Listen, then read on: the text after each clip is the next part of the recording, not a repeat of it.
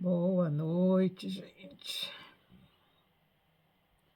Boa noite. Tá todo mundo bem?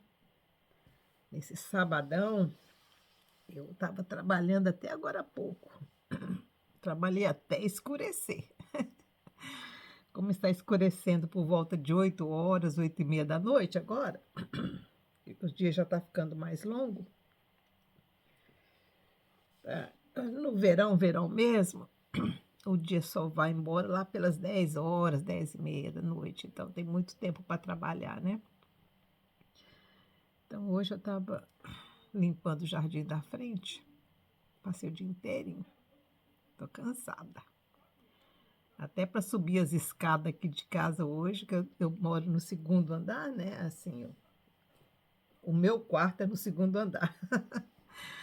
Então tem o térreo, o primeiro andar e tem o segundo. O meu quarto é no segundo andar. O meu quarto é do meu neto. O da Naína fica no segundo, no primeiro andar e a cozinha e a sala de jantar fica lá embaixo, né? Lá. E as áreas e os quintais e tudo. A sala fica no segundo andar também. Não, no primeiro andar. O segundo andar é eu e o meu neto.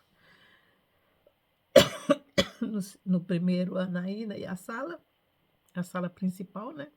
Porque eu tenho uma sala lá embaixo também da cozinha. Hoje foi um dia busy para mim. Amanhã vai ser outro. Mas é assim, é primavera. Hoje tá. Agora são 7 graus agora. 7 graus agora. Tá mais frio do que ontem, né? Ontem estava 9 e hoje está 7. Agora à noite. O que me deixa muito triste, porque ai, ai, os meus pezinhos de coisa não crescem rápido porque falta sol, né? Então fica encroadinho. Tá muito frio, gente, à noite. À noite tá descendo assim. Essa noite fez 3 graus. Então, não tem planta que aguenta, né? Os meus pezinhos de. Eu já falei o pezinho de chuchu que eu plantei 2 pezinhos de chuchu, tá? Os dois tentando sobreviver. E eu pedindo a Deus para melhorar essa noite, né? Para melhorar as noites, para ficar pelo menos 10 à noite, né? E durante o dia uns 14, 15, mas hoje foi 12 de dia e agora à noite, agora já são 7, mas lá pelas 3 horas da manhã vai descer para 3, 4, de novo. 4, 3, né? Então, as plantas para aguentar essa queda de temperatura, né? Planta tropical fica difícil, né? Elas aguentarem a noite fria assim. Estamos estudando o livro do profeta Ezequiel. Nós vimos ontem que ele voltou, né, para o corpo, depois dessa retirada que durou muitas horas, porque foi muita coisa que o Eterno mostrou para ele. E como eu disse a vocês, quando ele voltou, ele contou para todos os anciãos que estavam lá o que ele viu, que o Senhor mostrou para ele. E, por certo, eles escreveram isso numa carta, num papiro, né? E mandou para Jerusalém. A cidade estava cercada e toda aquela idolatria acontecendo no templo.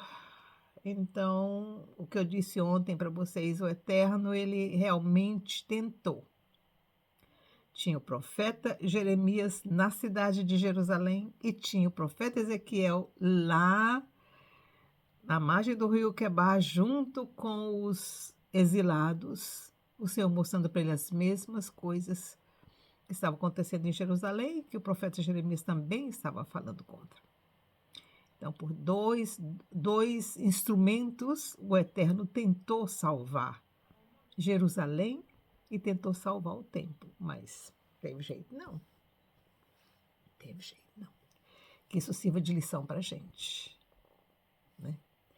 Aliás, até ouvi um profeta aí do Brasil hoje, dizendo que o Senhor, por misericórdia, levantou esse rapaz que está causando toda essa confusão aí no Brasil.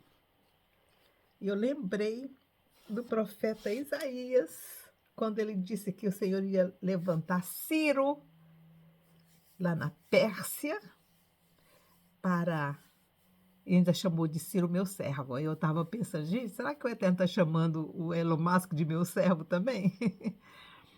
Para salvar uma nação, o Senhor levanta homens, mesmo que eles não sejam segundo bom, Ciro aí você fica pensando: "Ué, eles são instrumentos na mão do Eterno, né". Instrumentos Ciro não era um instrumento muito limpo também, mas ele era um instrumento, ele era um instrumento. Nabucodonosor também era um instrumento eterno, Deus falou que usaria ele como um martelo, né, para esmiuçar. Ele era também um instrumento do Eterno. Então o Eterno usa os instrumentos que Ele quer para realizar a obra que Ele quer. Ele tem uma agenda, Ele tem um propósito e Ele realiza e Ele usa os instrumentos que estão à disposição da mão dEle para realizar a sua obra. Então o que está acontecendo no Brasil também é isso, e amanhã vai ser um grande dia no Brasil. Segundo esse profeta, as coisas vão ficar bem complicadas no Brasil. Eu estou medicada, dessa vez eu tenho que tomar mais um outro hoje à noite, né, contra essa alergia, porque estou tomando muita poeira. Hoje eu usei máscara para poder trabalhar essas aves, porque eu ia tirar muita folha, né, então usei máscara, mas mesmo assim estou sentindo. Essa noite passada foi uma noite difícil para mim. Não foi uma noite fácil. Por causa da poeira, né, gente? A gente mexe com plantas, essas plantas assim que trepa na parede, elas ajuntam muita terra, né? O vento traz. E aqui venta muito, então tem muita terra trepada ali entre as folhas. Aí a Miriam sofre. Então vamos lá, capítulo 12, o profeta voltou para o corpo, falou para os anciãos o que ele viu, e agora o Senhor vai falar mais com ele. Vamos lá? Versículo 1 do capítulo 12. O símbolo do exílio. Lá vai, meu Deus do céu, lá vamos nós. Lá vai o profeta, coitado também. Gente, ser profeta não é fácil nessa época, ainda era mais complicado do que é hoje. Veio a minha palavra do Senhor. Lá vem. Filho do homem, tu habitas no meio da casa rebelde, que tem olhos para ver e não vê, tem ouvidos para ouvir e não ouve, pois a casa é casa rebelde. Tu, pois, ó filho do homem, prepara a bagagem de exílio. Olha, lá vai o profeta, coitado. Tu, pois, ó filho do homem, prepara a bagagem de exílio e de dia sai. Faz uma mochilinha, põe nas costas. À vista deles. Eles vão ver você fazer isso, tem que ser na frente deles. Era assim, o Eterno queria fazer o profeta passar vergonha, não era sozinho, não, era na frente de todo mundo. Tô coisando aqui para esquentar a minha orelha, gente. Tá? Bem pode ser que reparem nisso, ainda que eles sejam casa rebelde. À vista deles tirarás para fora de dia os teus trastes. Deixamos os bilongues do profeta de traste, gente. Ai, meu Deus. Ó, à vista deles tirarás para fora de dia os teus trastes como para mudança. Então tu sairás de tarde à vista deles como quem vai para o exílio. Faze para ti, à vista deles, um buraco na parede e sai por ali. Lá vai o coitado do profeta, abre um buraco na casa dele. Gente de Deus. Meu Pai do céu. Jesus eterno. Ainda bem que o Senhor não manda a gente fazer essas loucuras hoje. À vista deles, aos ombros levarás os teus trastes. Eu falei, faz a mochila e põe nas costas. E cobrirás os teus sais, e às escuras os tirarás, e cobrirás o teu rosto para que não vejas a terra, pois te dei por sinal a casa de Israel. Fiz assim como me deu ordem. Os meus trastes tirei para fora de dia, como para o exílio. Então, à tarde, com a mão, abri para mim um buraco na parede. Às escuras eu saí, e aos ombros transportei a bagagem à vista deles. Veio a minha palavra do Senhor pela manhã. Gente, onde é que o profeta ficou a noite inteira? O Senhor mandou ele fazer isso durante o dia, né? Pegar as coisas dele, botar para fora. À noitinha mandou ele furar o buraco na parede. E aí ele sai por esse buraco, ao invés de sair pela porta, saiu por esse buraco, com as coisas nas costas. E foi para onde, meu Deus do céu? Ele foi para ficar lá na margem do rio? Pois é. E ele fez do jeitinho que o Eterno mandou, né? Veio a minha palavra do Senhor pela manhã. Filho do homem, não te perguntou a casa de Israel, aquela casa rebelde, que fazes tu? Dize-lhes, assim diz o Senhor Deus. Este oráculo refere-se ao príncipe em Jerusalém e a toda a casa de Israel que está no meio dela. Lembra como é que Ezequiel saiu da cidade? Ele não saiu pelo buraco?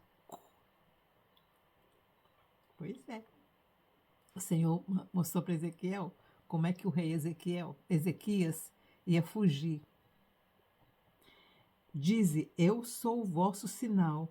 Assim como eu fiz, assim lhes fará a eles. Irão cativos para o exílio. O príncipe que está no meio deles levará aos ombros e às escuras os seus trastes e sairá. Ele fará um buraco na parede e sairá por ele. O seu rosto cobrirá para que com os seus olhos não veja a terra. Também estenderei a minha rede sobre ele, e será apanhado no meu laço. Eu o levarei para a Babilônia, para a terra dos caldeus, mas ele não haverá, ainda que ali venha morrer. O que aconteceu com ele? Ele morreu pela mão de Nabucodonosor. Depois que o Nabucodonosor matou todos os seus príncipes que estavam com ele, todos os que fugiram com ele, os que não conseguiram escapar, todos os homens, os governantes que estavam com ele foram mortos na vista dele. E depois ele matou Ezequias, o rei Ezequias.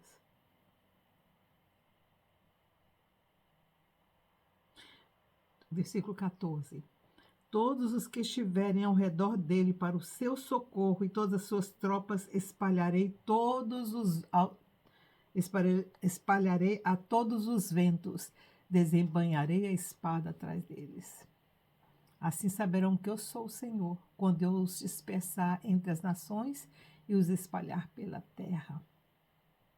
Mas deles deixarei ficar alguns poucos escapados da espada, da fome e da peste, para que contem todas as suas abominações entre as nações para onde forem. Então saberão que eu sou o Senhor. Não foi isso que o Senhor fez? Não deixou alguns? Mas aí esses alguns se rebelaram também, não desceram para o Egito? E o Senhor não foi atrás deles e matou todo mundo por lá? Inclusive o profeta Jeremias. Versículo 17. Veio a minha palavra do Senhor, filho do homem, o teu pão comerás com tremor, e a tua água beberás com estremecimento e com receio. E dirás ao povo da terra, assim diz o Senhor Deus acerca dos habitantes de Jerusalém, na terra de Israel. O seu pão comerão com receio, e a sua água beberão com susto, pois a sua terra será despojada da sua abundância, por causa da violência de todos os que nela habitam. As cidades habitadas serão devastadas, e a terra se tornará em desolação, então sabereis que eu sou o Senhor. Gente, o povo tinha escapado para o exílio, mas eles não tinham escapado do Eterno. Saíram para o exílio, foram levados para a Babilônia, estão lá como escravos na Babilônia, mas o Senhor não deixa eles em paz. Usa Ezequiel para trazer para eles tudo o que está acontecendo em Jerusalém. Eles saíram de Jerusalém, mas Jerusalém não saiu da vida deles. E é assim que o Eterno faz com a gente também. Às vezes a gente pensa que saiu do lugar onde a gente estava e se livra dos problemas que a gente está levando, mas a gente não se livra. Os problemas vão com a gente. E qual aconteceu aqui? Eles saíram de Jerusalém, foram levados cativos, mas Jerusalém não saiu da vida deles. O Senhor está usando esse profeta aqui para mostrar para eles o que estava acontecendo lá em Jerusalém. E eles se angustiavam da mesma forma, como se estivessem lá em Jerusalém.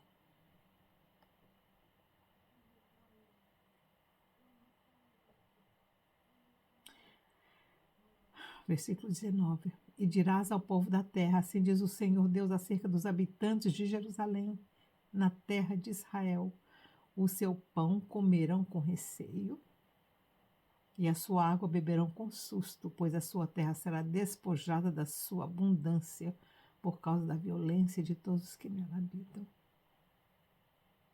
As cidades habitadas serão devastadas. Olha o Senhor falando para eles: olha, vocês estão pensando que vocês estão aqui e lá não está acontecendo as coisas?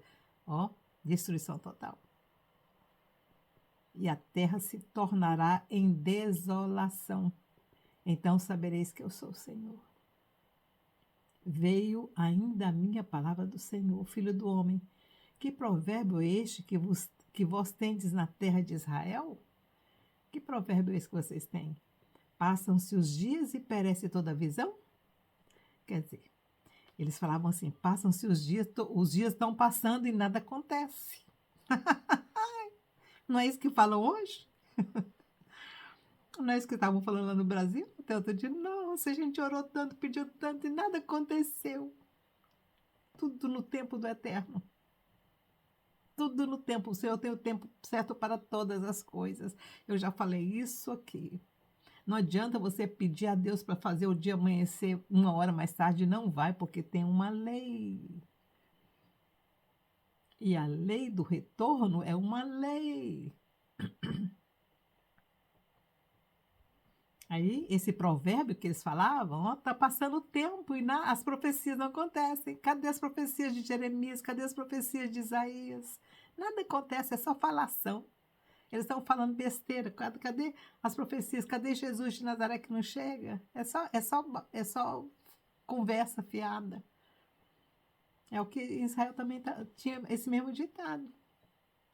Passam-se os dias e perece toda a visão. Quer dizer, toda a visão está desaparecendo, ó. Está ficando para lá. Ninguém nem lembra mais delas. Portanto, dize-lhes, assim diz o Senhor Deus: farei cessar este provérbio, e não se servirão mais dele em Israel. Dize-lhes: estão próximos os dias em que toda visão será cumprida.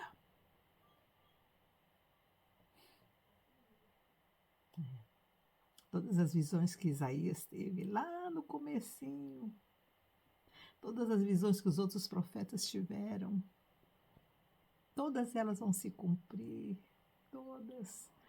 Dizem hoje, Israel não é nada, Israel não é a nação santa nem povo escolhido, não. O que está acontecendo com eles? Passaram 2000 anos lá, né? Mas Israel nunca desistiu. Nunca. Porque eles aprenderam essa lição aqui, ó. Pode demorar, mas o Senhor cumpre no tempo dele. Por isso que Israel não tem pressa para fazer nada, nem para reconstruir o templo, não tem. Porque ele sabe que no tempo certo o templo vai ser reconstruído. Não vai precisar nem da gente fazer nada. Nada. O que está acontecendo no Brasil agora? Alguém precisou fazer alguma coisa? A solução não partiu de um homem que ninguém nem lembrava, nem sabia, de brasileiro que nunca nem tinha ouvido falar em Elon Musk. Deus usou um homem que ninguém nem conhecia no Brasil. Pouca gente conhecia Elon Musk, pouca gente, só gente mesmo, né, que tem interesse em tecnologia e em espaço, e, né, como eu, que eu gosto muito de espaço, eu tenho sempre admirei Elon Musk, desde que ele começou o PayPal. Eu fui uma das primeiras que usou o PayPal. Uso o PayPal já há mais de 10 anos. E muito mais. Nossa, tem. Não, foi o quê? 2004. Tem 20 anos que eu uso o PayPal. Desde aquela época eu já gostava do Elon Musk.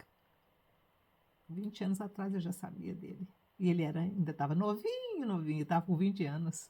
Mas eu tinha uma admiração muito grande, eu sabia que esse menino ia longe.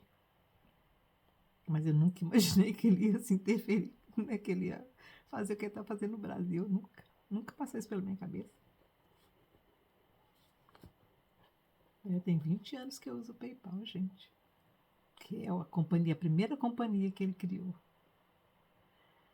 Acompanho esse rapaz desde o comecinho.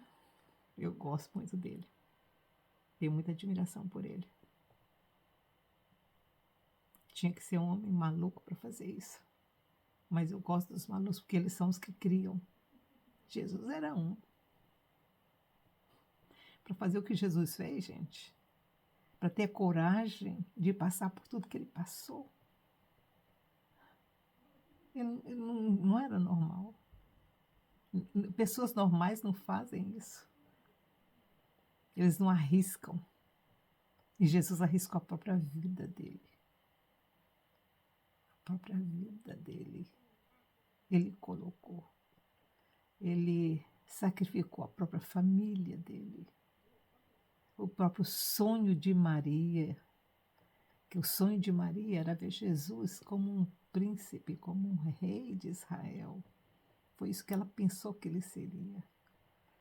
Mas Jesus sabia que ele não era, que o reino dele não era daqui. Ele sabia desde que ele era pequeno. E quando ele tinha 12 anos, que os pais dele foram buscar ele no templo, que ele estava lá, ele olhou para Jerusalém do Monte das Oliveiras. E ele disse: um dia eu vou voltar para resgatar Jerusalém. Ele tinha 12 anos. Ele não estava falando daquela época, ele estava falando de agora. Ele estava falando aos 12 anos que ele ia voltar a Jerusalém um dia para resgatar Jerusalém. E ele vai voltar. Ele vai voltar.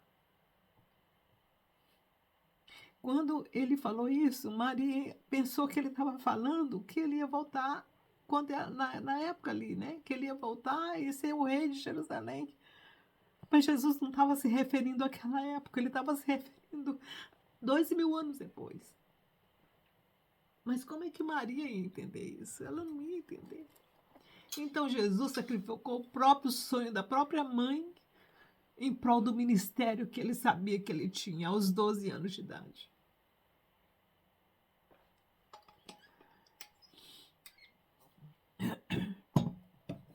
O Eterno tem um plano. E nós fazemos parte desse plano através de Jesus de Nazaré. Versículo 23. Portanto, assim diz o Senhor Deus: farei cessar esse provérbio, e não se servirão mais dele em Israel. Diz-lhes: estão próximos os dias em que toda visão será cumprida. Pois não haverá mais visão falsa, nem adivinhação lisonjeira no meio da casa de Israel. Mas eu, o Senhor, falarei, e a palavra que eu falar se cumprirá. Não será retardada. Pois em vossos dias, ó casa rebelde, falarei uma palavra e a cumprirei, diz o Senhor Deus.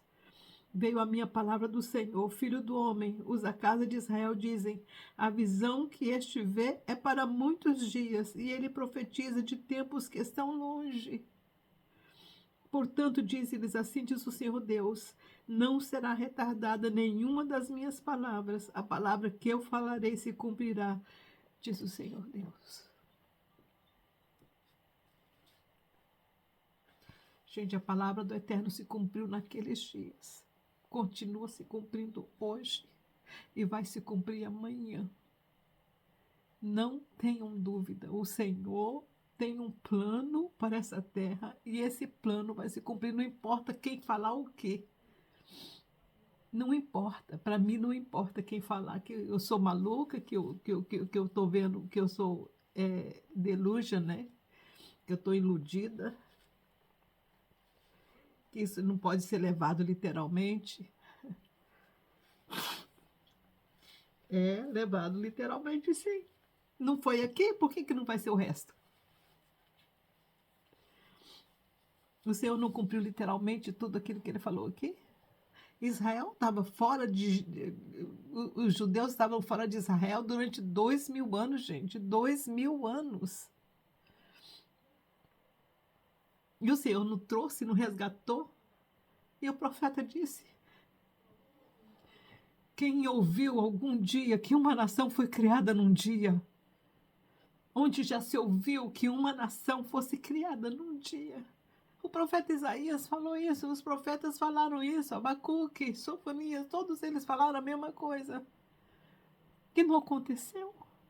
Em 1947, Israel foi fundado.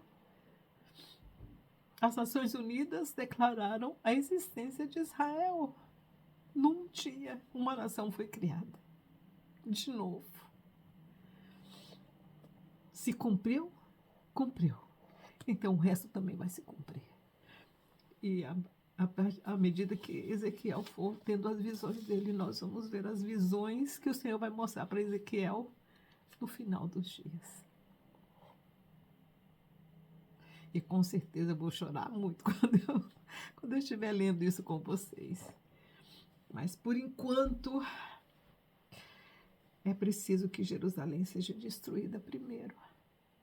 Aqui, nessa época, né? E depois que o Senhor vai mostrar para ele as coisas. Ainda nesse capítulo que a gente leu, estamos ainda no cerco de Jerusalém. Ai, ai.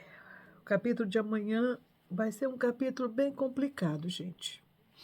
Tem umas coisas nesse capítulo que... Ai, tem umas coisas nesse capítulo que é de pensar. Mas vamos falar nele amanhã. Fique com Deus, tenha uma boa tarde aí no Brasil e um bom sábado.